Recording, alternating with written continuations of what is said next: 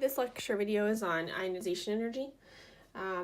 We've had a little bit of exposure to ionization energy when we were learning about PES, photoelectron spectroscopy, and talking about removing electrons. So in the beginning of this video should be a little bit of a review. Okay, so ionization energy gets the abbreviation IE, and it is defined as the minimum energy needed to remove an electron from the ground state. So we're talking removing an electron from a neutral atom, okay? And that is technically the first ionization energy. So the first ionization energy defined as the energy needed to remove an electron from a neutral atom. So we're going to be writing a little bit of an equation for ionization energy, and we're going to treat our neutral atom as A. Okay, just, A is not really an element, so just a variable. So if we're going to take our neutral atom A, I have to put energy in for the electron to be removed. So therefore energy is going to be a reactant in this case. And if I'm talking about removing my electron, then I'm going to be left with a cation, of course, because it has lost an electron, so A plus, and I'm left with my electron, Chester, that has been removed. Okay, so this is the equation for the first ionization energy. Okay, so the first ionization energy is the energy needed to remove the first electron, so to speak, which would be a valence electron. Okay, so we have to be very clear about that. That would be the first valence electron. The second ionization energy would be the energy needed to remove the second valence electron, and so on and so forth. You could go forever until all the electrons were removed. Okay, so the second ionization energy would look a little bit different because, see, the first electron has already been removed. So we would be starting with A plus in this case, okay, the cation from the first removal, plus energy yields, this time I'm removing the second electron, so this is a cation with a +2 charge, and then of course I have another electron being removed, okay? So we would have, or we could have a first, a second, a third, a fourth, a fifth ionization energy. Okay, we could go on and on. All right, a big takeaway point here is the larger the ionization energy, okay, the bigger that number is, the harder it is to remove the electron. The harder it is to remove the electron. And that seems common sense, and it is common sense, but that's an important thing to remember in this discussion. The larger the ionization energy, the harder it is to remove that electron. And think about it, we can connect this back a little bit to things like ZIF, right? If it's harder to remove an electron, then you're probably talking about an atom that has a larger ZIF. Okay, we're going to connect that here soon. Okay, whoop, oh goodness, sorry. Okay, so next on your note paper, there's a chart, and yours printed pretty dark, I believe, so I apologize for that. But I wanted to show you, let's see if we can see it without being blurry. Okay, yeah. So if you notice the chart is the third period, so sodium, magnesium, aluminum, silicon, okay, and so on and so forth. And this chart is trying to make a point that if you look at the ionization energy, so if you look at sodium, for example, the first ionization energy is 498. That's probably kilojoules. And then if you look at the second ionization energy, it's 4,000 and something.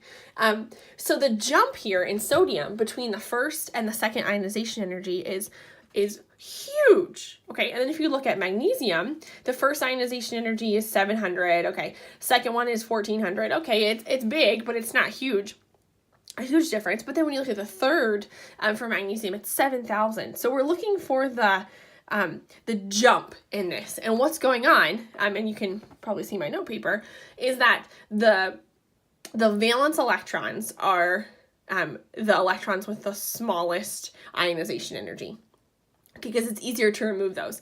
Once we get down here into the shaded box, those are your core. So if you think about it, sodium, the first electron, valence, fairly easy to remove. The rest, core, much harder. Huge ionization energy values, okay? For magnesium, first valence, second valence, fairly small. The rest, core. Keep going, aluminum, first valence, second valence, third valence, huge jump, core. Okay, so on your sheet, I would label that this shaded box is the core. When you see that jump, that's the transition from your valence to your core. All right, let's see. So let's summarize that briefly under your chart.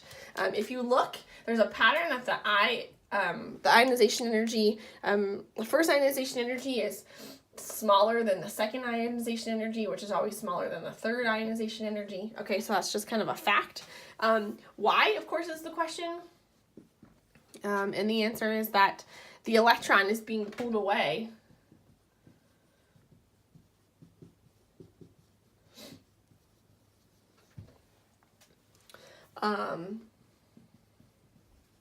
from a situation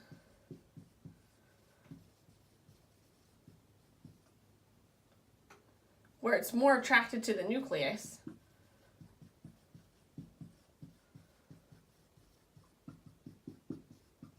because with every electron that's being removed, the nucleus can focus its efforts on the remaining electrons, if that makes any sense. So when you're looking at these, even if we're talking valence, okay, the second ionization energy is always going to be bigger than the first. The third is always going to be bigger than the second. And then, of course, we're looking for that huge increase between ionization energies, which is the core, the valence of the core. So huge increase in ionization energies should show you the jump from your valence to your core, okay? So ionization energies of valence are normally small or smaller. Ionization energies of cores are much, much larger in size. Okay, remember, closer to the nucleus, held tighter, much harder to remove. Okay, so that's kind of a overview of ionization energy. Let's do periodic trends at the bottom, and then we'll do the explanation of the trend.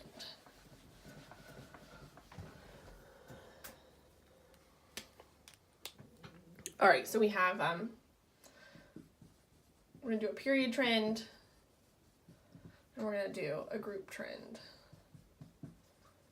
for ionization. Okay, and then we're going to talk about why. So over here I'm going to draw my periodic table just so that I can put my arrows on.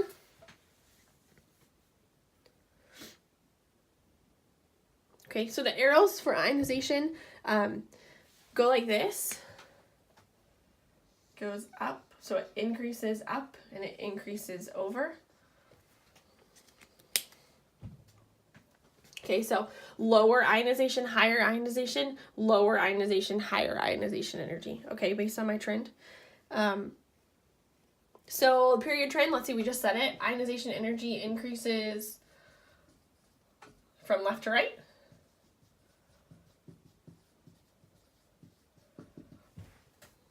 There are a few irregularities, which we'll talk about in class, okay? But there are a couple. Noble gases are the highest, of course. Okay, thinking about that from a purely common sense point of view or a Chem 1 perspective, noble gases have their octet, right? They don't want to lose an electron. Why would they let one go? They're not going to. Take a huge amount of energy to let those electrons off versus the group 1s on the left-hand side. And we're going to talk in much more detail in a minute. However, we're going to get away from our Chem 1, discussion and talk more about Zeph. Okay, so, but that's the very brief group period trend. Now for the group trend, ionization energy decreases as you move down a group. Okay, or I guess you could say it increases up a group. It doesn't matter, however you want to say that.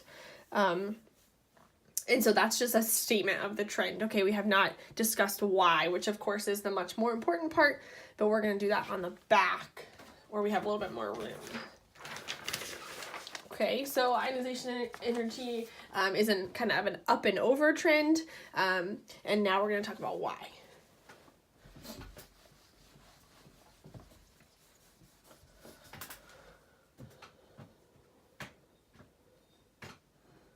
Okay, so two things under, this says explanation.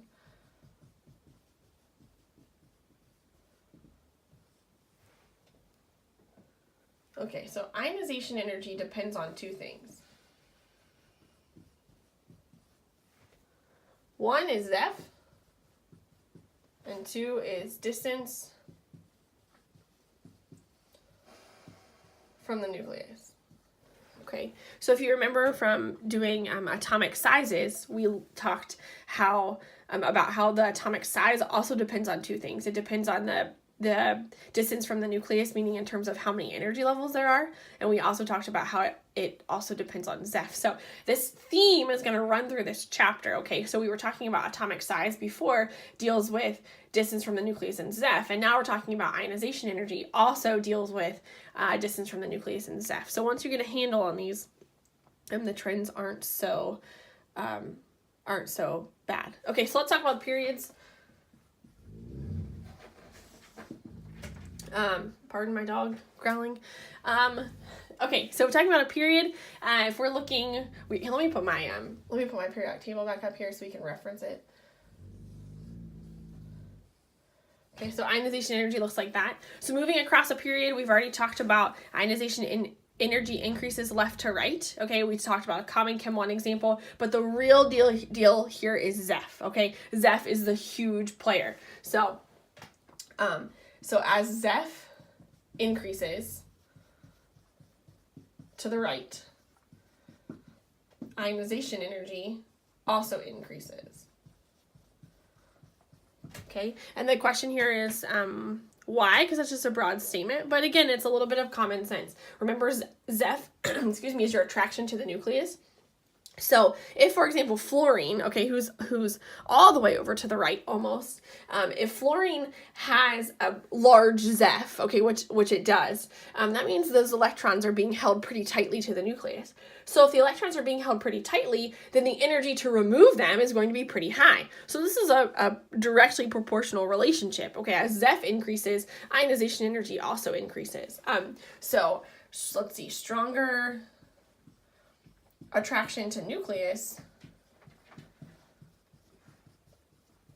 equals harder to remove that electron.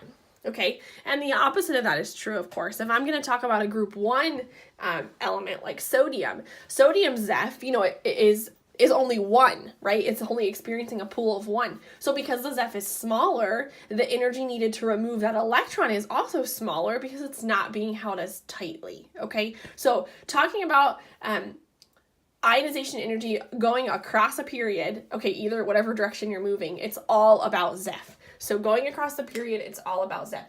Just like atomic size going across a period is all about Zeph, okay? Remember, it had nothing to do with energy levels. It had nothing to do with distance from the nucleus. It has everything to do with Zeph. But when we talk about the group trend,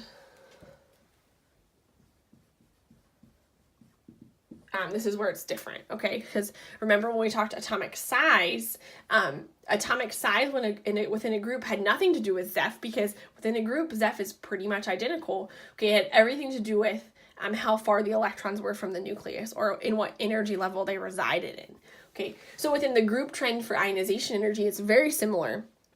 That as we move, down, let's say down a group, the electrons are getting farther from the nucleus. So we'll just do an example. We'll do lithium versus francium. Okay, so this is group 1, obviously. So lithium's electrons are in we'll do valence here. Okay, lithium's 1 valence electron is in the 2s versus francium's valence electron, which is in the 7s. Okay, we already know which atom is bigger, right? There's no question in our mind, the bigger atom is francium. And so, but because both those electrons are being held by, relatively speaking, the same Zeph, the discussion now switches to where the electrons are located in the energy level, okay, and how far they are from the nucleus. So what happens here is because francium's electrons are located farther,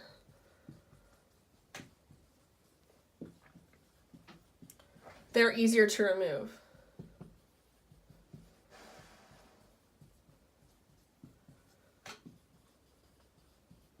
Okay, and then because lithiums are located closer, they're harder to remove.